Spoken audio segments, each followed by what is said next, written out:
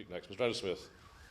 Thank you, Mr. Gray. I congratulate my honourable friend for securing this debate, and like him, like thousands of people in my constituency and millions across the country, I was appalled that the very first casualty of the Conservatives and Lib Dem policy of savage cuts is investment in our schools. This will be deeply damaging to education, demoralising for students, parents, governors and teachers alike. And I have to say it's also a big political mistake, because a lot of people who voted Lib Dem or voted Conservative certainly weren't voting for this.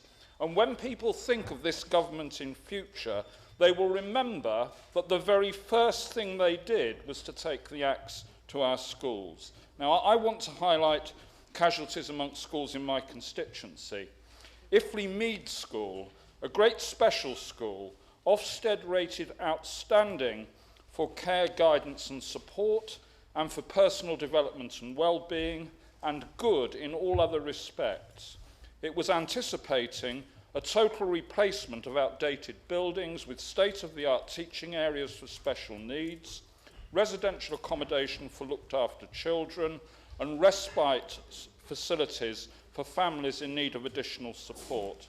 They will find it impossible to understand why they evidently don't figure as part of the big society. Cheney School, a community secondary school which has been doing excellent work, building on an overall good Ofsted rating, and which was looking forward to extensive rebuilding, including replacing science labs condemned last year as unsafe and now closed. The school has significant numbers of children with special needs, for whom the present buildings without lifts are not fit for purpose. Yes, I will give way. I'm enjoying the Honourable Gentleman's contribution very much, and it totally chimes with what's happening in Newham, where the John F. Kennedy, which is a special school in Newham, is one of the 14 projects that's been cancelled by the party opposite. Isn't it ironic that now some of those mainstream schools are going to be far better resourced than some of the schools that cater specifically for special needs children, the most vulnerable children within our communities? Indeed, my honourable friend makes a very good point. Cheney, Mr. Gray, is a good school serving mixed communities, getting great results, a specialist school in languages and leadership, which, to add insult to injury, has now heard its £250,000 specialist schools money is also being cut. And I think we have to ask, what message does it send out simply to hack support away from schools such as these? And I can ensure my honourable colleague from Banbury, who just spoke, there's nothing synthetic about our anger on this, nor the anger on the part of the teachers and students and communities affected. There's been no assessment or evaluation of the particular needs of these schools, programmes simply being cut. And the schools are now in total limbo.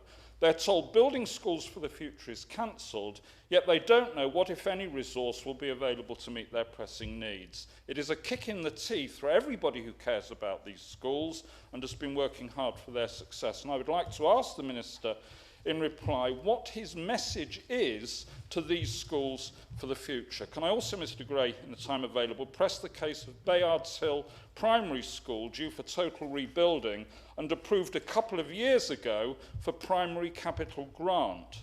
The school's catchment area includes one of the most disadvantaged communities in my constituency, and this rebuilding would be a huge boost to aspiration and confidence. Its plans were all set to go, but are now at real risk because Oxfordshire County Council is looking at huge cuts in all its programmes. And I'm calling on the County Council to honour the pledges which have been made and ensure that project can go ahead.